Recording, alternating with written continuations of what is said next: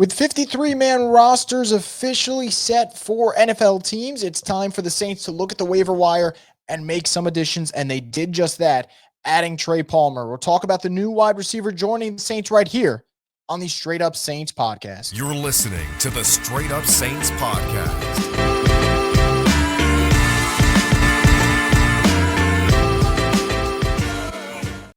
What is up, Who Dat Nation? Welcome inside another edition of the Straight Up Saints podcast. I'm your host, Chris Rosvogel, and as always, the Straight Up Saints podcast is brought to you by Scott McNair Injury Lawyers. You've been injured in any kind of accident, car, truck, 18-wheeler, hurt offshore. Scott McNair handles it all. You give him a call at 504-500-1111 for a free consultation. They'll always fight for the win. The Saints getting a little busy today.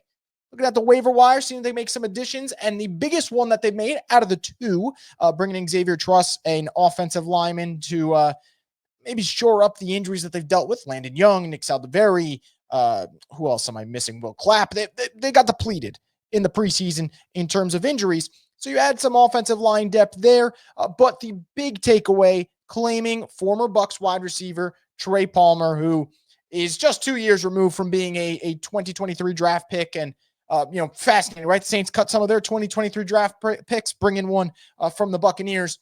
I like this move for New Orleans, I think, for two reasons. A, I do think Trey Palmer can be a decent contributor. I'm not saying the Saints got a diamond in the rough here. I'm not saying that the Saints got the next steal of waivers. But Trey Palmer, rookie season, had some really nice, really decent numbers, I'd say, with the Tampa Bay Buccaneers. 385 receiving yards, 3 touchdowns. The fallback for the second year obviously wasn't great. Dropped to 172 yards, wasn't really a threat. The counter argument would be, have you looked at the talent that Tampa Bay really has at wide receiver? Obviously, Mike Evans has been a stud. Chris Godwin has been a stud. Obviously, if he stays healthy, he'll continue to do his work. They added Emeka Egbuka, who was outstanding at Ohio State. I'm kind of worried that he'll have a really nice career in Tampa Bay. And then last year, you had a guy in Jalen McMillan who was outstanding at times for Baker Mayfield, really became a nice target for him in his rookie year. So it became more and more apparent that the writing was on the wall for Trey Palmer, and he'd be the odd man out, especially with other guys, contributing, guys like Tez Johnson stepping up during the summer. So the moment came for them to cut Trey Palmer. They do that. The Saints come in and claim him. I like adding more depth. I like adding a guy who is coming from a loaded wide receiver depth chart. I think it's a little bit different. If Trey Palmer was cut from a team that doesn't have a lot of wide receivers, I don't know if you're exactly getting excited about claiming him, but you're picking up a wide receiver who the main reason he's not on Tampa Bay's roster is they're just stacked at the position. The Saints are not stacked at wide receiver. And what I like is that New Orleans has been a little aggressive over the last couple of weeks now. They went out, they traded for Vele a week ago, and then you go out and claim Trey Palmer.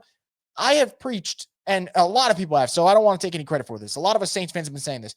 Continue to add talent at the skill positions. You can never have enough good, talented wide receivers because at some point they're going to go down during the season.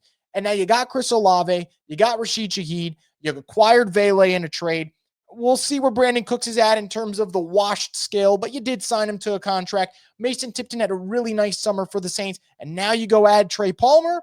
At least there's some depth here. There's something that I feel better about as opposed to last year where shit hit the fan. And guess what? You were seeing Dante Pettis, Kevin Austin, and then Saints legend Marquez Valdes-Scantling. Those were your 3 receivers that were the main targets. So you don't want to go down that road again.